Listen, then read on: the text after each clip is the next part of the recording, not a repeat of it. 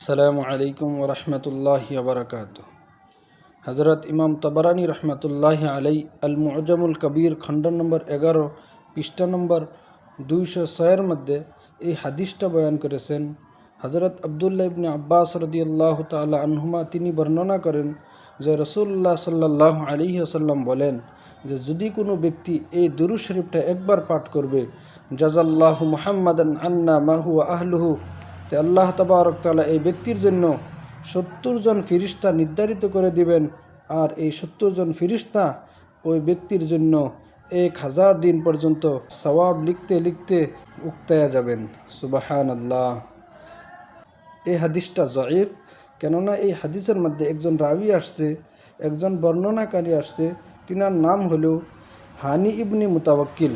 তিনার কমজোরের কারণে এই হাদিসটা জয়ীফ, কিন্তু হযরত উলামা ইকরাম লিখেছেন যে আমলের ক্ষেত্রে জয়ীফ হাদিস মুতাবার হয়, সেই জন্যেই আমরা এই হাদিসের উপরে আমল করতে পারবো।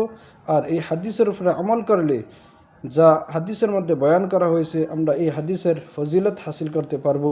আল্লাহ তাবারক তাআলা আমাদের সকলকে এই হাদিসের উপরে আমল করার তৌফিক দান করুন। আমিন।